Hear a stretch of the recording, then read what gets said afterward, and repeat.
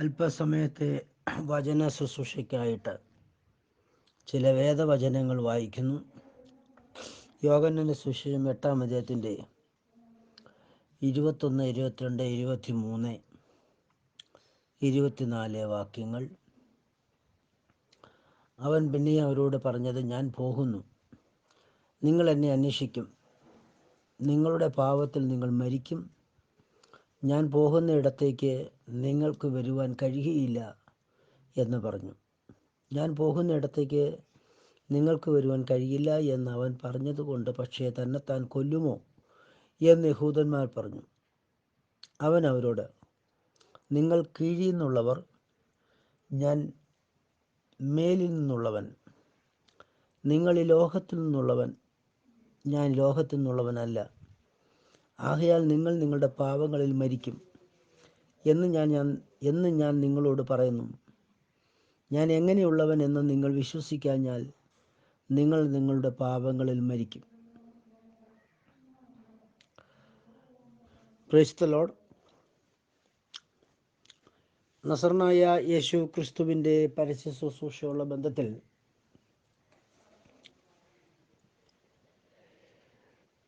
വളരെ പ്രധാനപ്പെട്ട കർത്താവിൻ്റെ വാമൊഴികളാണ് നമ്മളിപ്പോൾ വായിച്ച് കേട്ടത്.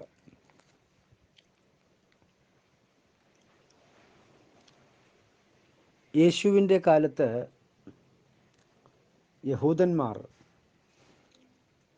യേശുവിനെ വെറും ഒരു മനുഷ്യനായി, മാനുഷിക ജനനത്തിൽ ദൈവത്തിൻ്റെ അരുളപ്പാട് ലഭിച്ചവനും ഇല്ലെങ്കിൽ അഥവാ ദൈവത്തിൻ്റെ അഭിഷിക്തൻ, ചില സമയങ്ങളിലൊക്കെ അവരിൽ ചിലർ ഭൂതത്തിൻ്റെ ദാസൻ എന്നിങ്ങനെയൊക്കെ സംബോധന ചെയ്തുകൊണ്ടിരുന്ന വേളയിൽ ഈ അധ്യായത്തിൽ തന്നെ യേശുവിനെ സാത്താൻ്റെ മകനെന്നും ഇതിന് മുമ്പിലുള്ള അധ്യായങ്ങളിലും സാത്താൻ്റെ ദാസൻ എന്നുമൊക്കെ, അവന് ഭൂതമുണ്ടെന്നും, ഇതിന് ശേഷമുള്ള നമ്മൾ വായിച്ച വാക്യത്തിന് താഴോട്ടുള്ള വാക്യങ്ങൾ വായിച്ചു വരുമ്പോൾ അവരെടുത്തെടുത്ത് പറയുന്നുണ്ട്, നീ സാത്താൻ്റെ ദാസനാണ്, നീ ഭൂതഗ്രസ്തനാണ്, ഇത് ഭൂതത്തിൻ്റെ വാക്കാണ്, ദൈവത്തിൻ്റെ വാക്കല്ല. ഒരുപക്ഷെ ആ വേളയിൽ നമ്മളും ഉണ്ടായിരുന്നെങ്കിൽ, നമ്മൾ ഇന്നത്തെ പോലെ രക്ഷിക്കപ്പെട്ട ദൈവപൈതലായിരുന്നില്ല എങ്കിൽ, നമുക്കൊരു പശ്ചാത്തലം യഹൂദ പശ്ചാത്തലമായിരുന്നെങ്കിൽ നമ്മളും ഇത് അതേപോലെ അവരെ പോലെ സംസാരിക്കുമായിരുന്നു. ഇന്ന് നമ്മൾ പലപ്പോഴും അവരെ കുറ്റം പറയുമ്പോൾ, ഇങ്ങനെ പറയുന്നവർ ഉണ്ടെങ്കിൽ അവരുടെ സാഹചര്യവും നമ്മുടെ സാഹചര്യവും കൂടെ വിലയിരുത്തിയിട്ട് വിലയിരുത്തി കഴിയുമ്പോൾ നമുക്കങ്ങനെ കുറ്റം പറയാൻ തോന്നുകയില്ല. അതിൻ്റെ കാരണം, അവർക്ക് ഇന്ന് വരെയും ലഭിച്ചിട്ടില്ലാത്ത ഒരു എക്സ്പീരിയൻസ് ആയിരുന്നു യേശു ക്രിസ്തുവിലൂടെ അവർ അനുഭവിച്ചത്. അവർക്ക് കൊടുത്ത ന്യായപ്രമാണ വ്യവസ്ഥിതികളിൽ അവർ പൂർണ്ണമായും ആശ്രയിച്ചവരും ആശ്രയിക്കാത്തവരും ഉണ്ടായിരുന്നുവെങ്കിലും പലർക്കും മനസ്സിലാക്കാൻ കഴിയുന്ന ആ അറിവിൻ്റെ പരിമിതികൾക്ക് അപ്പുറത്ത് നിന്നുകൊണ്ടാണ് ദൈവമായ കർത്താവ് അവരോട് പല കാര്യങ്ങളും ഇടപെട്ടത്. അതായത് ഇന്ന് നമ്മൾ മനസ്സിലാക്കിയിരിക്കുന്നത് പോലെയുള്ള ദൈവിക രഹസ്യങ്ങൾ തിരുവെഴുത്തിലൂടെ അവർക്ക് മനസ്സിലായിരുന്നില്ല. ന്യായപ്രമാണ കാലത്ത് അവർക്ക് ലഭിച്ച മോശയുടെയും ന്യായപ്രമാണങ്ങളും, മോശയുടെ ന്യായപ്രമാണങ്ങൾ, പിന്നെ ലഭിച്ച ചരിത്ര പുസ്തകങ്ങൾ, സങ്കീർത്തനങ്ങൾ, പ്രവചന പുസ്തകങ്ങളിലൊക്കെ ലഭിച്ചിരുന്ന സൂചനകളാകുന്ന കാര്യങ്ങൾ മാത്രമേ ഉണ്ടായിരുന്നുള്ളൂ അവരുടെ അറിവ്. അതുകൊണ്ട് അവർക്ക് മനസ്സിലാക്കാൻ കഴിയുന്നതിനപ്പുറമായിരുന്നു യേശുവിൻ്റെ ശരീരജനനത്തിന് ശേഷമുള്ള അദ്ദേഹത്തിൻ്റെ കർത്താവിൻ്റെ പരസ്യമായ ജീവിതവും ഉപദേശങ്ങളുമെല്ലാം. അതുകൊണ്ട് പലപ്പോഴും യഹൂദന്മാർക്ക് അവരുടെ മാനുഷിക മാനദണ്ഡങ്ങളിലും അറിവിലും യേശു ക്രിസ്തുവിനെ ഗ്രഹിക്കാൻ കഴിയാതെ പോയി. അതുകൊണ്ട് ദൈവത്തിൻ്റെ ദാസനായ പൗലോസ് റോമൻ ലേഖനം എഴുതിയപ്പോൾ 10-ാം അധ്യായത്തിൽ ഇങ്ങനെ എഴുതിയിരിക്കുന്നത്, അവർ തേജസ്സിൻ്റെ കർത്താവിനെ തിരിച്ചറിഞ്ഞിരുന്നെങ്കിൽ, പ്രമാണികൾ എന്ന് പറഞ്ഞിട്ടാണ് പറയുന്നത്, അവർ തേജസ്സിൻ്റെ കർത്താവിനെ അറിഞ്ഞിരുന്നെങ്കിൽ അവർ ക്രൂശിക്കില്ലായിരുന്നു. തേജസ്സിൻ്റെ കർത്താവിനെ അവർക്ക് തിരിച്ചറിയാൻ കഴിയുന്ന തലത്തിലല്ല കർത്താവ് അവർക്ക് പ്രത്യക്ഷനായത്. അവർ പ്രതീക്ഷിച്ചിരുന്ന ക്രിസ്തു, പലപ്പോഴും അവർ പ്രതീക്ഷിച്ചുകൊണ്ടിരുന്ന ക്രിസ്തു അല്ലായിരുന്നു യേശുവിനിലൂടെ അവർ കണ്ട ക്രിസ്തു. അവർ പ്രതീക്ഷിച്ചിരുന്ന ക്രിസ്തു ദാവീദിൻ്റെ മകനായി ബെത്ലഹേമിൽ ജനിച്ച് അവിടെ തന്നെ വളർന്നു, ശേഷം ദൈവത്തിൻ്റെ അഭിഷിക്തനായി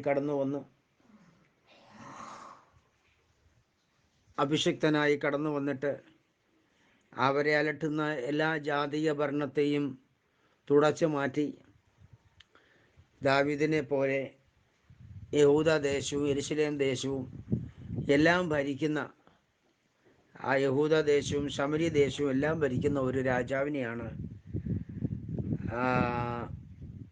ഇസ്രായേൽ പ്രതീക്ഷിച്ചിരുന്നത്. തികച്ചും അവരുടെ പ്രതീക്ഷയ്ക്ക് അപ്പുറത്തായിരുന്നു കർത്താവിൻ്റെ പ്രവൃത്തി. അതുകൊണ്ട് അവർക്ക് തേജസ്സിൻ്റെ കർത്താവിനെ തിരിച്ചറിയാൻ കഴിയാതെ പോയി. മാത്രമല്ല, ദൈവം എൻ്റെ പിതാവെന്ന് പറഞ്ഞ് സ്വയം ദൈവപുത്രനാക്കുക എന്ന് പറയുന്നത് ന്യായപ്രമാണ വ്യവസ്ഥിതിയെ ന്യായപ്രമാണ കാലത്തുള്ള വിശുദ്ധന്മാരെ സംബന്ധിച്ചിടത്തോളം അവർക്ക് മാനുഷികമായി ചിന്തിക്കാൻ കഴിയുന്നതിനപ്പുറമായ ദൈവദൂഷണമാണ്. ന്യായപ്രമാണ വ്യവസ്ഥിതി കൊടുക്കുമ്പോൾ ദൈവം എൻ്റെ പിതാവെന്ന ഒരു വ്യക്തിക്കും ഏറ്റുപറയുവാനുള്ള അനുവാദം ഉണ്ടായിരുന്നില്ല. അങ്ങനെ പറഞ്ഞാൽ അവർ ദൈവദൂഷണമാണ് പറയുന്നത്. മനുഷ്യനായി ജനിച്ച് മനുഷ്യനായി ജീവിക്കുന്ന ഒരു വ്യക്തിക്ക് ദൈവം എൻ്റെ പിതാവെന്ന് പറയാനുള്ള ഒരവസരം, അങ്ങനൊരു സാഹചര്യം ഉണ്ടാകുമെന്ന് അവർ ഒരിക്കലും പ്രതീക്ഷിച്ചിരുന്നില്ല. അവർക്ക് ഉൾക്കൊള്ളുവാൻ കഴിയുന്നതിനപ്പുറമായിരുന്നു. മാത്രമല്ല, അവരുടെ ക്രിസ്തു അവരുടെ ശബത്തിനെ ആചരിച്ചുകൊണ്ട് അവരോടൊപ്പം ജീവിക്കുന്ന, അല്ലെങ്കിൽ അന്ന് അവർക്ക് ലഭിച്ച ന്യായപ്രമാണത്തിലൂടെ അവർക്ക് ലഭിച്ച അറിവിൻ പ്രകാരം അവരെ ഉൾക്കൊള്ളുകയും അവരുടെ ശബത്തുകളെ ആ രീതിയിൽ ആചരിക്കുകയും ചെയ്യുന്ന ഒരു രക്ഷിതാവിനെയാണ്, കർത്താവിനെയാണ്, ക്രിസ്തുവിനെയാണ് അവർ പ്രതീക്ഷിച്ചിരുന്നത്. യേശു വന്നിട്ട് തികച്ചും അങ്ങനെയായിരുന്നില്ലല്ലോ. ശബത്തിലും അവരുടെ കാഴ്ചപ്പാടിനപ്പുറമായിട്ട് കർത്താവ് ശബത്തിൽ പ്രവർത്തിച്ചിട്ട് അവനിങ്ങനെ പ്രഖ്യാപിച്ചു, ഞാൻ ശബത്തിനും കർത്താവാകുന്നു എന്ന്. ഹല്ലേലൂയ. എല്ലാ ദിവസത്തിനും കർത്താവാകുന്നു ഞാൻ, ശബത്തിന് മാത്രമല്ല, എല്ലാ ദിവസത്തിനും കർത്താവാകുന്നു. ആഴ്ചവട്ടത്തിൻ്റെ 1-ാം നാളാകുന്ന നമുക്ക് ലഭിച്ചിരിക്കുന്ന ഞായറാഴ്ച മുതൽ, അവരുടെ ഭാഷയിൽ എനിക്കറിയില്ല, നമുക്ക് ലഭിച്ചതനുസരിച്ച് ഞായറാഴ്ച മുതൽ ശനിയാഴ്ച വരെയുള്ള എല്ലാ സമയത്തിനും, എല്ലാ ആഴ്ചകൾക്കും ദിവസങ്ങൾക്കും സമയത്തിനും ഞാൻ കർത്താവാകുന്നു എന്ന് കർത്താവ് കാട്ടിക്കൊടുക്കാൻ വേണ്ടിയായിരുന്നു കർത്താവ് പ്രവർത്തിച്ചത്. അതായിരുന്നു ദൈവത്തിൻ്റെ ലക്ഷ്യവും, കർത്താവിൻ്റെ ലക്ഷ്യവും അതായിരുന്നു. പക്ഷേ യഹൂദന്മാർക്കത് മനസ്സിലാക്കാൻ കഴിഞ്ഞില്ല. അവർ ആചരിച്ച ആചാരം അനുസരിച്ച് ശബത്തിൽ വളരെ നിബന്ധനകൾ അവർക്കുണ്ടായിരുന്നു. യേശുവോ അവരുടെ നിബന്ധനകൾ അനുസരിച്ച് ശബത്തിനെ ആചരിച്ചിരുന്നില്ല. ഹല്ലേലൂയ. ഇന്നും ശബത്തിൻ്റെ നിബന്ധനകൾ അനുസരിച്ച് യേശുവിൻ്റെ പേരിലുള്ള വിശുദ്ധന്മാരെന്ന് വിളിക്കപ്പെടുന്നവർ ശബത്ത് ആചരിക്കുന്നവരുണ്ട്.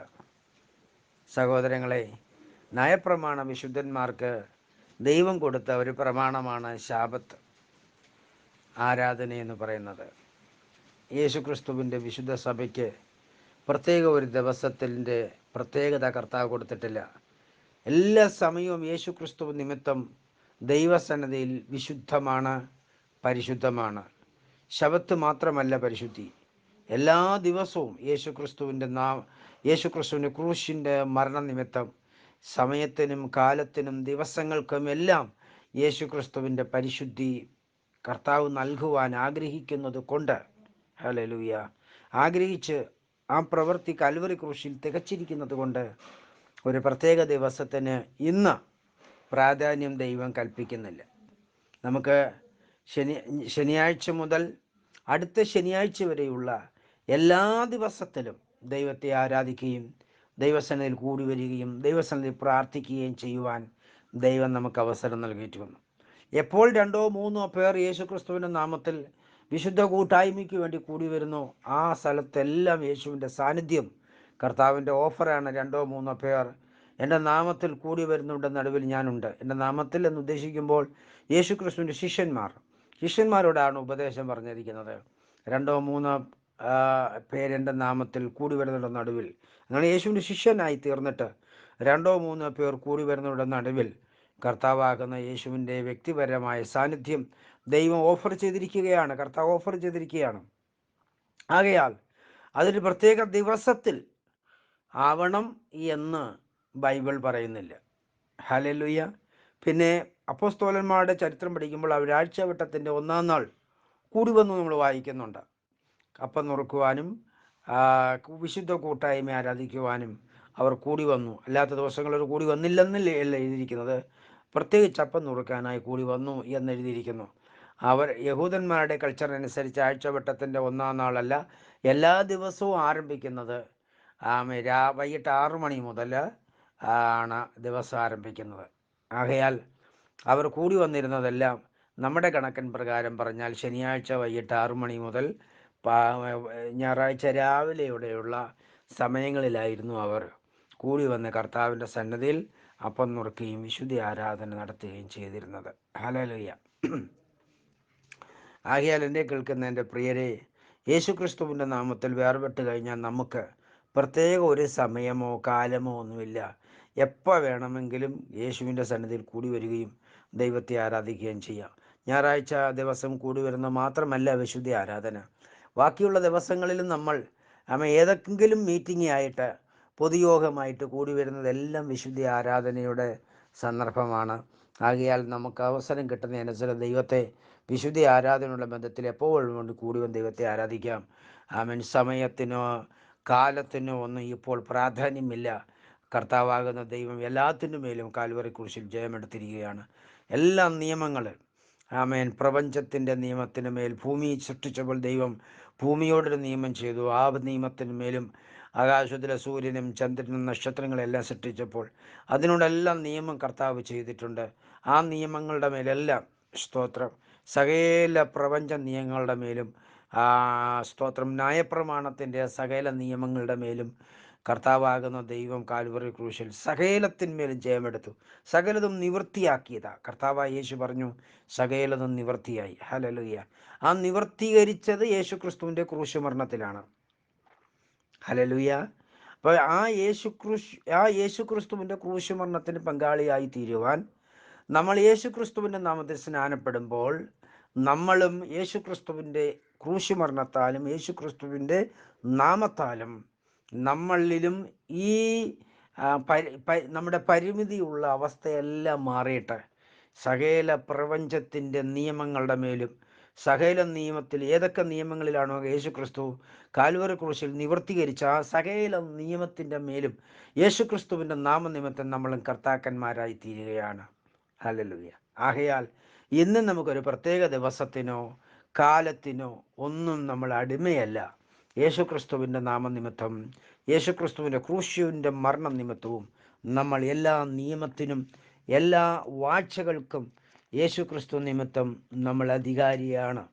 ഹല്ലേലൂയ. അതുകൊണ്ടാണ് എഫേസ്യ ലേഖനത്തിൽ കർത്താവ് അതിൻ്റെ 1-ാം അധ്യായത്തിൽ പ്രത്യേകിച്ച് ദൈവസഭയ്ക്ക് കൊടുത്തിരിക്കുന്ന അധികാരങ്ങളെക്കുറിച്ച് രേഖപ്പെടുത്തിയിരിക്കുന്ന വിഷയത്തിൽ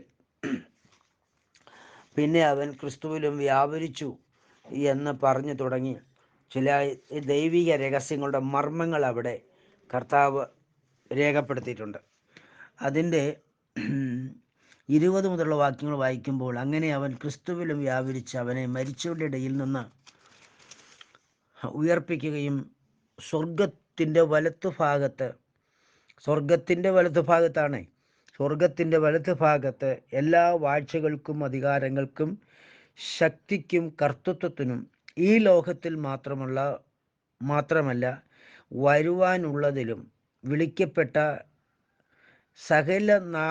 സകല പേരിനും അത്യന്തം മീതെ ഇരുത്തുകയും സകലവും അവൻ്റെ കാൽ കീഴിലാക്കി വെച്ച് സകലത്തിൻ്റെയും മീതെ തലയാക്കി എല്ലാത്തിനും എല്ലാം നിറയ്ക്കുന്നവൻ്റെ നിറവായിരിക്കുന്ന അവൻ്റെ ശരീരമായ സഭയ്ക്ക് കൊടുത്തിരിക്കുന്നു. അപ്പോൾ ഈ ശരീരമായ സഭ എങ്ങനെയാകണമെന്ന് കഴിഞ്ഞ ആഴ്ചത്തെ ക്ലിപ്പിൽ ഞാൻ പ്രസംഗിച്ചിട്ടുണ്ട്, കഴിഞ്ഞ ആഴ്ചകളിലുള്ള ക്ലിപ്പുകളിൽ. അപ്പം ദൈവശരീരത്തിൻ്റെ സഭയാകുന്ന ദൈവത്തിൻ്റെ ശരീരമാകുന്ന സഭയ്ക്ക് സ്തോത്രം ഏതൊക്കെയുള്ള അധികാരമാ? സ്വർഗത്തിൻ്റെ ദൈവമഹത്വത്തിൻ്റെ വലതുവശത്തുള്ള അധികാരം, എല്ലാ വാഴ്ചകളും അധികാരങ്ങളും ശക്തികളും കർത്തൃത്വനും ഈ ലോകത്തിൽ മാത്രമല്ല വരുവാനുള്ളതിലും വിളിക്കപ്പെട്ട സകല നാമത്തിലും അത്യന്തം മീതെയുള്ള അധികാരവും. ഈ അധികാരമെല്ലാം നമ്മുടെ മേൽ പകരേണ്ടതിനാണ് ദൈവം നമുക്ക് പത്രോസ് മുഖാന്തരം എന്ത് നൽകിയിരിക്കുന്നത്?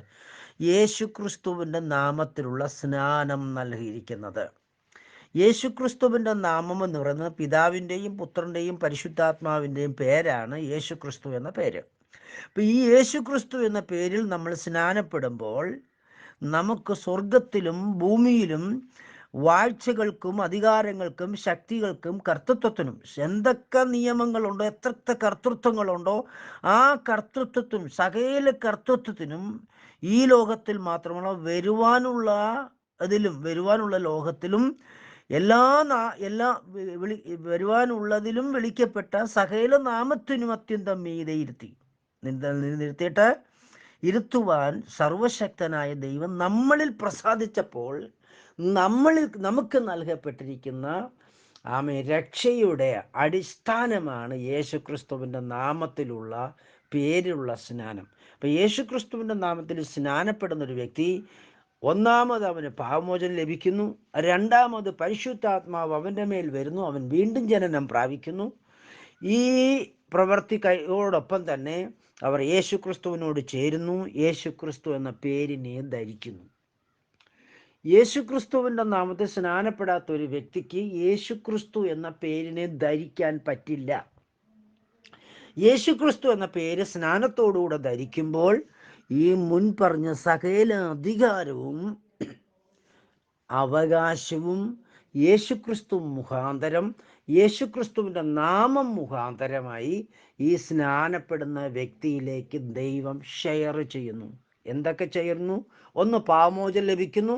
രണ്ട്, പുത്രത്വം ലഭിക്കുന്നു. പുത്രത്വത്തോടുകൂടി സ്വർഗത്തിലും ഭൂമിയിലുള്ള സകല അധികാരങ്ങളും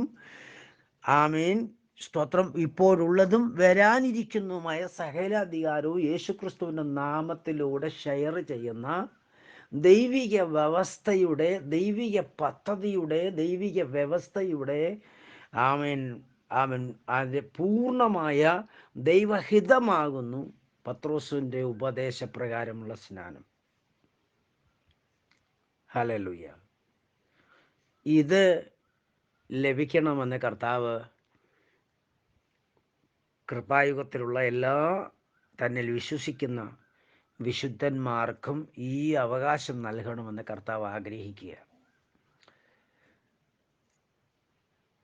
കർത്താവാകുന്ന ദൈവം ഇത് തരുവാൻ നമ്മിൽ പ്രസാദിച്ചെങ്കിലും നമുക്കിത് വേണ്ട എന്നുള്ളൊരു മനോഭാവമാണെങ്കിൽ ദൈവത്തിന് എന്ത് ചെയ്യാൻ പറ്റും?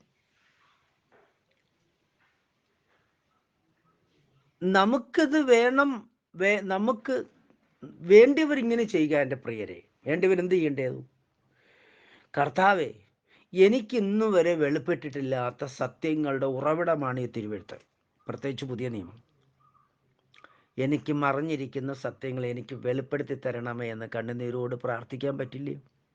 തീർച്ചയായും പറ്റും. അങ്ങനെ പ്രാർത്ഥിച്ച് കണ്ണുനീരോട് നിലവിളിക്കുന്ന ഏതൊരു വ്യക്തിക്കും മഹാദൈവവും നമ്മുടെ കർത്താവും രക്ഷിതാവുമായ യേശുക്രിസ്തുവിൻ്റെ പേര് വെളിപ്പെടുത്തി കൊടുക്കും.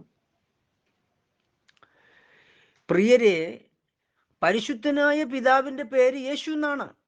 ചിലരേക്ക് വിചാരം ഈ യേശു എന്ന പേര് മനുഷ്യൻ കേട്ടു തുടങ്ങി. പറഞ്ഞത് ശരിയാണ്, മനുഷ്യൻ കേട്ടു തുടങ്ങിയത് ഈ ഭൂമിയിൽ അമേൻ വചനം ജഡമായും ആത്മാവ് മറിയത്തിൻ്റെ ഗർഭപാത്രത്തിൽ ആമൻ വരികയും ദൈവശക്തി നേരിടുകയും ചെയ്തതിന് ശേഷം ഒരു ജനനം നടന്നു. ആ ജനനത്തെ അല്ലെങ്കിൽ ഉദരത്തിൽ ജനിച്ച ജനനം നിശ്ചയിക്കപ്പെട്ട സമയമായപ്പോൾ ഭൂമിയിൽ അവൾ പ്രസവിച്ചു. ആ പ്രസവിച്ച കുഞ്ഞിന് യേശു എന്ന് പേരിട്ടു. ആ പേരിട്ടപ്പോഴാണ് യേശു എന്ന പേര് ലോകം അറിഞ്ഞതെന്ന് പറഞ്ഞത് ശരിയാണ്. പക്ഷേ ഈ പേര് ആര് മുഖാന്തരമാണ് മറിയും യോസഫും കേട്ടത്? ഗബ്രിയേൽ ദൂതൻ മുഖാന്തരം. അങ്ങനെയാണെങ്കിൽ ഗബ്രിയേൽ ദൂതൻ ഈ പേര് മറിയത്തോടും യോസഫിനോടും സംസാരിക്കണമെങ്കിൽ ഗബ്രിയേൽ ദൂതൻ ഈ പേര് എവിടെ നിന്ന് കിട്ടി? അത് ദൈവം അവനോട് കൽപ്പിച്ചതനുസരിച്ച് അവൻ ചെയ്തു. അങ്ങനെയാണെങ്കിൽ ഈ ദൈവത്തിൻ്റെ പേര് ഭൂമിയിൽ മനുഷ്യന് വെളിപ്പെടുന്നതിന് മുമ്പേ ഉണ്ട്. ഞാൻ യേശുക്രിസ്തുവിൽ വിശ്വസിക്കുന്നു, മനസ്സിലാക്കുന്നു. എബ്രായ ലേഖനം 13-ാം അധ്യായത്തിൽ പറഞ്ഞു, യേശുക്രിസ്തു ഇന്നലെയും ഇന്നും എന്നേക്കും അനന്യനാണ്.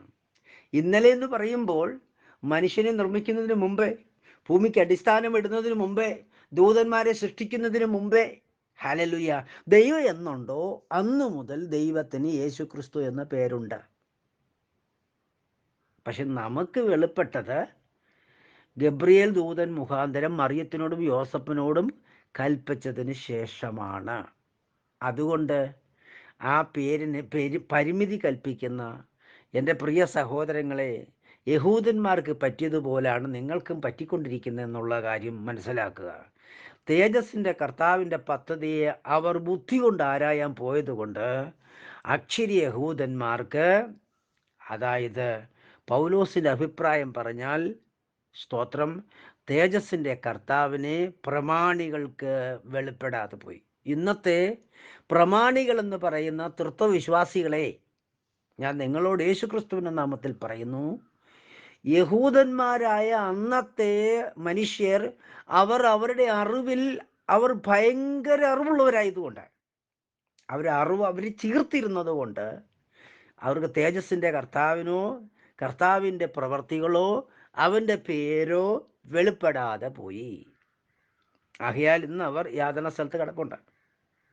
ഇതേപോലെ എന്നെ കേൾക്കുന്ന ബാബിലോണിയ ഉപദേശം മുറുകെ പിടിച്ചുകൊണ്ടിരിക്കുന്ന തൃത്വവിശ്വാസികളെ, നിങ്ങളും ഈ പ്രമാണികളെ പോലെ നശിച്ചു പോകുവാനുള്ളവരാണെങ്കിൽ യേശുക്രിസ്തുവിൻ്റെ നാമത്തോട് ഇന്ന് നിങ്ങൾ അലർജി വെച്ച് അവനെ പകയ്ക്കുന്നതിൽ അല്പം കൂടെ കൂടുതൽ ചെയ്തു കൊള്ളുക.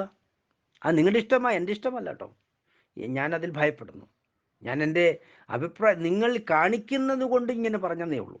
അതിൽ എനിക്ക് യാതൊരു പങ്കും ഓഹരിയുമില്ല. ഹല്ലേലൂയ. പ്രിയരെ, പകയ്ക്കാതെ നിങ്ങൾ യേശുക്രിസ്തുവിൻ്റെ നാമം നിങ്ങൾക്ക് വെളിപ്പെടേണ്ടതിന് കണ്ണുനീരോട് ദൈവത്തോട് അപേക്ഷിക്ക്. കർത്താവാകുന്ന ദൈവം നിങ്ങൾക്ക് വെളിപ്പെടുത്തി തരും. ദൈവത്തിന് മുഖപക്ഷമില്ലല്ലോ. സ്വാതന്ത്ര്യത്തിനായി ഇച്ഛിക്കുന്ന ഏവനെയും അവൻ സ്വതന്ത്രനാക്കും. കർത്താവ് പറയുന്നു, ഈ ഭൂമിയിൽ വെച്ച് സ്വാതന്ത്ര്യത്തിനായി ഇച്ഛിക്കുന്ന ഏവനെയും ഞാൻ സ്വതന്ത്രനാക്കും. അത് ദൈവത്തിൻ്റെ വാഗ്ദത്തമാണ്. അതുകൊണ്ട് കർത്താവായ യേശുക്രിസ്തുവിൻ്റെ നാമത്തിന് അലർജി വെക്കുന്ന സഹോദരങ്ങളെ, നിങ്ങൾ മടങ്ങി വരുവീൻ. പിതാവായ ദൈവത്തിന് ദൈവം എന്നുണ്ടോ അന്നു മുതൽ ദൈവത്തിൻ്റെ പേര് യേശു എന്നാണ്. ഈ പേര് കൊടുത്താണ് പുത്രനെ ഭൂമിയിലേക്ക് അയച്ചത്. അതുകൊണ്ട് പുത്രൻ്റെ പേര് യേശു. ഹല്ലേലൂയ. പുത്രൻ്റെ പേരിലാണ് പരിശുദ്ധാത്മാവിനെ അയച്ചിരിക്കുന്നത്. ആകയാൽ പുത്രനെ ദൈവം അഭിഷേകം ചെയ്ത് അവനെ ക്രിസ്തുവാക്കി. യോർദാനിൽ യോഹന്നാൻ്റെ കരങ്ങളാൽ അവനെ സ്നാനപ്പെട്ടപ്പോൾ ദൈവം അവനെ അഭിഷേകം ചെയ്ത് ക്രിസ്തുവാക്കിയാൽ ഈ പുത്രൻ്റെ പേര് യേശു അഥവാ യേശു ക്രിസ്തു എന്നും കൂടെയാണ്.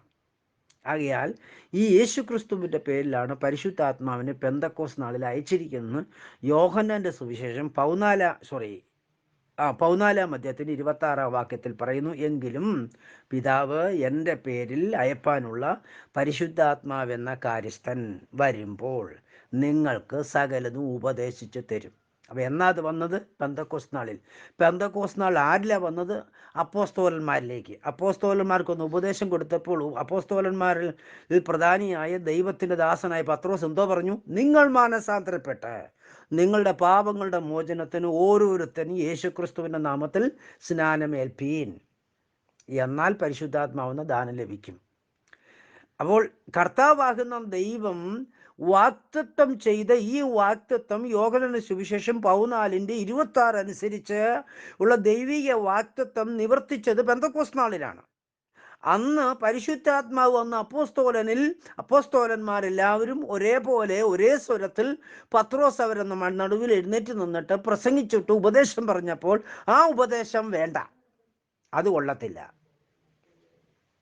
ആ ഉപദേശം സ്വീകരിക്കേണ്ട, അതിന് പല പല വ്യാഖ്യാനങ്ങളാണ്. ആ ഉപദേശത്തിൽ കാതലായ കാര്യം എന്താണ്? മഹാദൈവവും നമ്മുടെ കർത്താവും രക്ഷിതാവുമായ യേശുക്രിസ്തുവിൻ്റെ പേര് സ്നാനപ്പെടാനാണ്. പിതാവിൻ്റെയും പുത്രനെയും പരിശുദ്ധാത്മാവിൻ്റെയും നാമം എന്ന് പറഞ്ഞ് സ്നാനപ്പെടുന്ന വ്യക്തികളോട് ഞാൻ യേശുക്രിസ്തുവിൽ എൻ്റെ ഒരു അപേക്ഷ വെക്കുകയാണ്. പ്രിയരെ, പിതാവിൻ്റെയും പുത്രനെയും പരിശുദ്ധാത്മാവിൻ്റെയും പേര് യേശുക്രിസ്തു ആകയാൽ ഈ യേശുക്രിസ്തു എന്ന് പറഞ്ഞാൽ അതിഭയങ്കരനായ ദൈവത്തിൻ്റെ അതിശ്രേഷ്ഠ നാമമാണ്. ഈ നാമത്തിൽ സ്നാനപ്പെടണമെന്ന് പറയുമ്പോൾ അത് ദുരുപദേശം. ദൈവം കർത്താവ് ഉയർത്തെഴുന്നേറ്റ് ശിഷ്യന്മാരോട് പറഞ്ഞത് അങ്ങനെ തന്നെ ചെയ്യണമെന്ന് ഈ ഭൂമിയിൽ ജീവിച്ചിരിക്കുന്ന ഒരു ദൈവദാസൻ അത് പറഞ്ഞാൽ അത് ദുരുപദേശം. തിരിച്ച് പിതാവിൻ്റെയും പുത്രൻ്റെയും പരിശുദ്ധാത്മാവിൻ്റെയും നാമമെന്ന് പറഞ്ഞുകൊണ്ട് മുക്കിയാൽ അത് ഉപദേശം. എന്തൊരു കഷ്ടമാണെന്ന് പറഞ്ഞ് ഒന്ന് മനസ്സിലാക്കി നോക്കിക്കേ. പിതാവിൻ്റെ പേര് യേശു എന്നാണ്, പുത്രൻ്റെ പേര് പിതാവിൻ്റെ പേര് കൊടുത്താണ് പുത്രനെ അയച്ചത്. പുത്രന് യേശു എന്ന പേരിട്ടു. പുത്രനെ ദൈവം അഭിഷേകം ചെയ്തപ്പോൾ യേശു ക്രിസ്തുവായി. അങ്ങനെ പുത്രൻ്റെ പേര് അഭിഷേകത്തിന് ശേഷം യോർദാനിൽ യോഹന്നാൻ്റെ കരങ്ങളിൽ സ്നാനപ്പെട്ട് അഭിഷേകം പ്രാപിച്ചതിന് ശേഷം അവൻ്റെ പേര് യേശു ക്രിസ്തുവായി. ഈ യേശു ക്രിസ്തുവിൻ്റെ പേരിലാണ് പരിശുദ്ധാത്മാവിനെ അയച്ചിരിക്കുന്നത്. അങ്ങനെ ഈ പരിശുദ്ധാത്മാവ് വന്നവർ അന്ന് എഴുന്നേറ്റ് നിന്ന് യേശു ക്രിസ്തുവിൻ്റെ നാമത്തിൽ സ്നാനമേൽക്കണം എന്ന് ഉപദേശിച്ചപ്പോൾ ആ ഉപദേശം വേണ്ട. ആ ഉപദേശം വേണ്ടെന്ന് പറയുമ്പോൾ ആ വ്യക്തി ആരുടെ ആലോചനയെ നിരസിക്കുകയാണ്? മഹാദൈവത്തിൻ്റെ ആലോചനയെ നിരസിക്കുകയാണ്. ദൈവത്തിൻ്റെ ആലോചനയോട് മത്സരിക്കുകയാണ്. ഹല്ലേലൂയ. അപ്പം ദൈവത്തിൻ്റെ ആലോചനയോട് മത്സരിക്കുകയും ദൈവത്തിൻ്റെ ആലോചനയെ നിരസിക്കുകയും ചെയ്യുന്ന ദൈവമക്കളെ ചേർക്കാൻ യേശു കർത്താവ് മധ്യാകാശത്ത് ഇപ്പം വരാൻ പോവുകയാണ്. വരുമ്പോൾ മധ്യാകാശത്ത് കർത്താവ് എന്നോട് ഇവിടെ കയറി വരുമെന്ന് പറയുന്നത് ദൈവാലോചന നിരസിച്ചവരെ ചേർക്കാനാണ്. എന്തോ ഒരു പോഷത്വം പഠിച്ചിരിക്കുന്നു. എൻ്റെ പ്രിയ സഹോദരങ്ങളെ, നിങ്ങൾ തെറ്റിപ്പോകരുതേ. ശത്രുവാണ് നിങ്ങളെ ഈ രീതിയിൽ ചിന്തിപ്പിച്ച് ദൈവത്തിൽ നിന്ന് അകറ്റുന്നത്. പ്രിയരെ, ഞങ്ങളുടെ കർത്താവാകുന്ന ദൈവം, നമ്മുടെ കർത്താവാകുന്ന ദൈവം ആഗ്രഹിക്കുന്ന ആ രക്ഷ യേശു ക്രിസ്തുവിൻ്റെ പേരിലാണ് ക്രമീകരിച്ചിരിക്കുന്ന ദൈവം. സ്തോത്രം. കർത്താവാകുന്ന ദൈവം ഒരുക്കിയിരിക്കുന്ന രക്ഷ യേശു ക്രിസ്തുവിൻ്റെ പേരിലാണ്. ലൂക്കോസിന് സുവിശേഷം 24-ാം അധ്യായത്തിൻ്റെ 47-ാം വാക്യം വായിച്ചു നോക്കിക്കേ നിങ്ങൾ. അവൻ്റെ നാമത്തിൽ മാനസാന്തരവും പാവമോചനം യെരുശലേമിൽ തുടങ്ങി സകല ജാതികളിലും പ്രസംഗിക്കാൻ വേണം എന്നിങ്ങനെ എഴുതിയിരിക്കുന്നു. അങ്ങനെങ്കിൽ പെന്തക്കോസ്ത് നാളിലാണ് യെരുശലേമിൽ തുടങ്ങിയത്. പെന്തക്കോസ്ത് നാളിൽ തുടങ്ങിയപ്പോൾ അവൻ്റെ പേരിലാണ്, അവൻ്റെ നാമത്തിൽ എന്ന് പറഞ്ഞാൽ അവൻ്റെ പേരെന്താണ്? യേശുക്രിസ്തു എന്ന പേരിലാണ് മാനസാന്തരവും പാവമോചനവും. പത്രോസരോട് എന്താ പറഞ്ഞത്? നിങ്ങൾ മാനസാന്തരപ്പെട്ട് നിങ്ങളുടെ പാവങ്ങളുടെ മോചനത്തിന് യേശുക്രിസ്തുവിൻ്റെ നാമത്തിൽ സ്നാനം ഏൽപ്പീൻ. അപ്പം പാവമോചനം ചെയ്യണമെങ്കിൽ സംഭവിക്കണം എന്തോ വേണം? മാനസാന്തരം യേശുക്രിസ്തുവിൻ്റെ നാമത്തിലാ. പാവമോചനം സംഭവിക്കണം എന്ത് ചെയ്യണം? യേശുക്രിസ്തുവിൻ്റെ നാമത്തിൽ സ്നാനപ്പെടണം. അല്ലാതെ പിതാവിൻ്റെയും പുത്രൻ്റെയും പരിശുദ്ധാത്മൻ്റെയും നാമം എന്ന് പറഞ്ഞ് സ്നാനപ്പെടുത്തിയാൽ പാവമോചനം കിട്ടത്തില്ലെന്നാണ് ഈ എഴുതി വച്ചേക്കുന്നത്. അതെവിടെ തുടങ്ങുമെന്ന് എഴുതിയിരിക്കുന്നത്? യെരുശലേമിൽ തുടങ്ങുമെന്ന്. യെരുശലേമിലല്ലേ പ്രിയരെ ഈ മാളിക മുറി? ഈ മാളിക മുറിയിലല്ലേ ഏകദേശം 120 പേര് കൂടിയിരുന്നത്? അവിടെ ഇരുന്ന് ആരാധിച്ചപ്പോഴല്ലേ 18 ദേശത്തു നിന്നുള്ളവർ കൂടി വന്നത്, അവരെ പരിഹസിച്ചത്. അപ്പോഴല്ലേ പത്രോസ് എഴുന്നേറ്റ് നിന്ന് യോവേൽ പ്രവചനവും സങ്കീർത്തനവും ഉദ്ധരിച്ചുകൊണ്ട് യേശുക്രിസ്തുവിന് സുവിശേഷം പ്രസംഗിച്ചത്. പ്രസംഗിച്ച് കേട്ടവർക്കല്ലേ കുത്തുകൊണ്ടത്. കുത്തുകൊണ്ടവർ ചോദിച്ചു, സഹോദരന്മാരെ, പുരുഷന്മാരെ, ഞങ്ങൾ എന്തു ചെയ്യേണ്ടു? അപ്പോൾ പത്രോസ് അവരോട് മാനസാന്തരപ്പെട്ട്, അപ്പോസ്തല പ്രവൃത്തി 37, 38, നിങ്ങൾ മാനസാന്തരപ്പെട്ട് 2-ന്റെ 37, 38 നിങ്ങൾ മാനസാന്തരപ്പെട്ട് നിങ്ങളുടെ പാപങ്ങളുടെ മോചനത്തിനായി ഓരോരുത്തൻ യേശുക്രിസ്തുവിന്റെ നാമത്തിൽ സ്നാനമേൽപ്പീൻ. ഈ പത്രോസിന്റെ ഉപദേശം തിരസ്കരിച്ചുകൊണ്ട് സ്വർഗരാജ്യത്തിൽ പോകാൻ പറ്റുമെന്ന് വിശ്വസിക്കുന്ന സഹോദര, നിങ്ങളെക്കുറിച്ച് ഞാൻ എന്താ പറയേണ്ടത്? ദൈവത്തിൻ്റെ ദാസനാകുന്ന, കർത്താവിൻ്റെ ദാസനാകുന്ന പത്രോസിന്റെ ഉപദേശത്തെ തിരസ്കരിച്ചുകൊണ്ട്, മത്തായിയുടെ സുവിശേഷം 16-ാം അധ്യായത്തിൽ 17-ാം വാക്യം ബെറയോന ശിമോനെ, നീ ഭാഗ്യവാൻ, ജഡരക്തങ്ങളല്ല സ്വർഗസ്വനായ എൻ്റെ പിതാവത്രേ ഇത് നിനക്ക് വെളിപ്പെടുത്തിയത്. നീ പത്രോസാകുന്നു. ഈ പാറമേൽ എൻ്റെ സഭയെ പണിയും, പാതാള ഗോപുരങ്ങൾ അതിനെ ജയിക്കില്ല. ഏതിനെ? പെന്തക്കോസ്ത് നാളിൽ പത്രോസ് മുഖാന്തരം ഇട്ടിരിക്കുന്ന ദൈവിക ഉപദേശത്തിൽ നിലകൊള്ളുന്ന, യേശുക്രിസ്തുവിന്റെ നാമത്തിൽ സ്നാനപ്പെട്ട് വിശുദ്ധ ജീവിതം നയിക്കുന്ന വിശുദ്ധന്മാരെ ആര് ജയിക്കില്ല? പാതാള ഗോപുരം ജയിക്കില്ല. ഇല്ലെങ്കിൽ ജയിക്കുന്നതിൻ്റെ അർത്ഥം പാതാള ഗോപുരങ്ങൾ അതിനെ ജയിക്കില്ല. സ്വർഗരാജ്യത്തെ താക്കോൽ ഞാൻ നിനക്ക് തരുന്നു. നീ ഭൂമിയിൽ കെട്ടപ്പെടുന്നത് സ്വർഗത്തിൽ കെട്ടപ്പെട്ടിരിക്കും, നീ ഭൂമിയിൽ അഴിക്കുന്നത് സ്വർഗത്തിൽ അഴിഞ്ഞിരിക്കും. അങ്ങനെ പെന്തക്കോസ്ത് നാളിൽ ദൈവം തൻ്റെ ദാസനാകുന്ന പത്രോസ് മുഖാന്തരം സ്ഥാപിച്ചിരിക്കുന്ന ദൈവിക ഉപദേശം സ്വർഗത്തിലും ഭൂമിയിലും സ്ഥാപിതമാണ്. ഈ ഉപദേശത്തിന് വിപരീതമായി ഇനി പത്രോസ് പറഞ്ഞാലും, സ്വർഗത്തിലെ ദൂതമെന്ന് പറഞ്ഞാലും, അനന്യാസ് പറഞ്ഞാലും, പൗലോസ് പറഞ്ഞാലും, സ്വർഗത്തിലെ ഭൂമിയിലെ വേറെ ഏതെങ്കിലും അപ്പോസ്തലൻ പറഞ്ഞാലും അവൻ ശപിക്കപ്പെട്ടതും ഗലാത്യ 1:8 പറയുന്നു. ഞങ്ങൾ നിങ്ങളോട് അറിയിച്ചതിന് വിപരീതമായി ഞങ്ങളാകട്ടെ, സ്വർഗത്തിലെ ദൂതനാകട്ടെ, നിങ്ങളോടൊരു സുവിശേഷം അറിയിച്ചാൽ അവൻ ശപിക്കപ്പെട്ടവൻ. എൻ്റെ പ്രിയരെ, യഹൂദന്മാരായ പ്രമാണികൾക്ക് സംഭവിച്ചത് നിങ്ങൾക്ക് സംഭവിക്കരുതേ. അവർ തേജസ്സിൻ്റെ കർത്താവിനെ തള്ളിക്കളഞ്ഞത്, അവർ ബുദ്ധിയിൽ ആശ്രയിച്ചു, അവരുടെ സാഹചര്യങ്ങളിൽ ആശ്രയിച്ചു, അവർ മാനുഷിക ചിന്താഗതിയിൽ ആശ്രയിച്ചു, അവരെ പാരമ്പര്യത്തിൽ ആശ്രയിച്ചു, അവരെ പൂർവ്വന്മാരിൽ ആശ്രയിച്ചു. എന്നാൽ പൂർവ്വന്മാരിൽ പലരും അവരെ യേശുക്രിസ്തുവിന്റെ നാമത്തിൽ വേർപെട്ട് കർത്താവിനെ സേവിച്ചു. എന്നാൽ പ്രമാണികൾക്ക് ഇതൊന്നും വേണ്ടായിരുന്നു. അതുകൊണ്ട് എന്നെ കേൾക്കുന്ന തൃത്വക്കാരാകുന്ന പ്രമാണികളെ, അന്ന് മഹാപുരോഹിതന്മാരും ശാസ്ത്രിമാർക്കും പരീശന്മാർക്കും ജനത്തിൽ പ്രമാണികളായവർക്ക് സംഭവിച്ചത് നിങ്ങൾക്ക് സംഭവിക്കാതിരിക്കേണ്ടതിന് നിങ്ങൾ മാനസാന്തരപ്പെടുവാൻ യേശുക്രിസ്തുവിന്റെ നാമത്തിൽ നിങ്ങളോട് ഞാൻ ബുദ്ധി ഉപദേശിക്കുന്നു. നമ്മൾ വായിച്ച വാക്യത്തിലേക്ക് വരട്ടെ.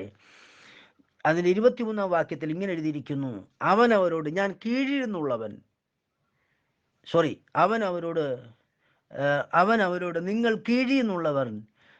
ഞാൻ മുകളിൽ നിന്നുള്ളവൻ, നിങ്ങൾ ഈ ലോകത്തിൽ നിന്നുള്ളവൻ, ഞാൻ ഈ ലോകത്തിനുള്ളവനല്ല ആകയാൽ നിങ്ങൾ നിങ്ങളുടെ പാപത്തിൽ മരിക്കും എന്ന് പറഞ്ഞു. എന്നെ കേൾക്കുന്ന എൻ്റെ പ്രിയരെ, യേശു ക്രിസ്തു ഈ ഭൂമിയിലായിരുന്നപ്പോൾ പ്രമാണിമാരോട് പറയുകയാണ്, നിങ്ങൾക്ക് 2 യോഗ്യതയാണുള്ളത്. എന്താണ്? ഒന്ന്, നിങ്ങൾ കീഴിൽ നിന്നുള്ളവർ. രണ്ടാമത്തേത്, നിങ്ങൾ ഈ ലോകത്തിൽ നിന്നുള്ളവർ. നമ്മളും ജഡം സംബന്ധിച്ച് ജനിച്ചത് കീഴിൽ നിന്നുള്ളവരും ലോകത്തു നിന്നുള്ളവരും. അതാണ് നമ്മുടെ ജഡീക ജനനം. എന്നാൽ നമുക്ക് മുകളിൽ നിന്നൊരു ജനനം ഉണ്ടാകണം. അത് പരിശുദ്ധാത്മാവിലാ ജനിക്കേണ്ടത്. വചനം നമ്മുടെ ഹൃദയത്തിൽ വന്ന് പരിശുദ്ധാത്മാവ് നമ്മളിൽ ജനിക്കണം. മറിയത്തിന്റെ ഗർഭപാത്രത്തിൽ പരിശുദ്ധാത്മാവ് അവളിൽ വന്നു, ദൈവശക്തി നേടിലിട്ടു, ദൈവവചനം അവളുടെ ഉദരത്തിൽ ഗർഭപാത്രത്തിൽ ഉരുവായതുപോലെ നമ്മുടെ ഹൃദയത്തിലേക്കും പരിശുദ്ധാത്മാവ് വന്ന് ദൈവശക്തി നേടിലിട്ട് വചനം ജഡമായി തീരണം. അപ്പോൾ നമുക്ക് മുകളിൽ നിന്നുള്ള ജനനം വരും. കീഴിൽ നിന്നുള്ളവർക്ക് ശരീരവാസത്തിന് ശേഷം അവർ കീഴിലോട്ട് ഇറങ്ങിപ്പോകും. എന്നാൽ മുകളിൽ നിന്നുള്ളത് ശരീരവാസത്തിന് ശേഷം മുകളിലോട്ട് പോകും. വളരെ ശ്രദ്ധിച്ച് കേൾക്കണമേ പ്രിയരെ. കീഴിൽ നിന്നുള്ള ജനനം മാത്രമേ ഉള്ളവർ ശരീരവാസത്തിന് ശേഷം കീഴിലോട്ട് പോകും, യാതന സ്ഥലത്തോട്ട്. എന്നാൽ മുകളിൽ നിന്ന് ജനനം പ്രാപിച്ചവർ, മുകളിൽ ജനിക്കണ എന്ത് വേണം? നിങ്ങൾ മാനസാന്തരപ്പെട്ട് പാപങ്ങളുടെ മോചനത്തിന് ഓരോരുത്തരും യേശു ക്രിസ്തുവിൻ്റെ നാമത്തിൽ സ്നാനമേൽക്കുമ്പോൾ അവരിലേക്ക് പരിശുദ്ധാത്മാവിനെ അയക്കും. പരിശുദ്ധാത്മാവിനെ ഹൃദയത്തിലേക്ക് അയക്കുമ്പോൾ അവരിൽ വീണ്ടും ജനനം ഉണ്ടാകും. അങ്ങനെ അവർ യേശുക്രിസ്തുവിന് സ്നാനപ്പെടുന്നവർ മുകളിൽ നിന്ന് ജനിക്കും. മുകളിൽ നിന്ന് ജനിച്ചവൻ മുകളിലോട്ട് പോകും. ഹല്ലേലൂയ. കീഴിൽ നിന്ന് ജനിച്ചവൻ കീഴിലോട്ട് പോകും. അതുകൊണ്ട് എന്നെ കേൾക്കുന്ന പ്രിയരെ, സ്തോത്രം, നിങ്ങളുടെ മസിൽ പിടുത്തവും നിങ്ങളുടെ അറിവിലുള്ള ചീർപ്പും നിങ്ങളെ നാശകൂപത്തിലേക്ക് കൊണ്ടുപോകാൻ ഇടവരുത്താതിരിക്കേണ്ടതിന് പത്രോസിനെ അനുസരിച്ച് വിശുദ്ധ ജീവൻ നയിപ്പാൻ ദൈവം നിങ്ങളെ സഹായിക്കട്ടെ എന്ന് പറഞ്ഞുകൊണ്ട് എൻ്റെ വാക്കുകളെ നിർത്തുന്നു. ദൈവം നിങ്ങളെ അനുഗ്രഹിക്കട്ടെ.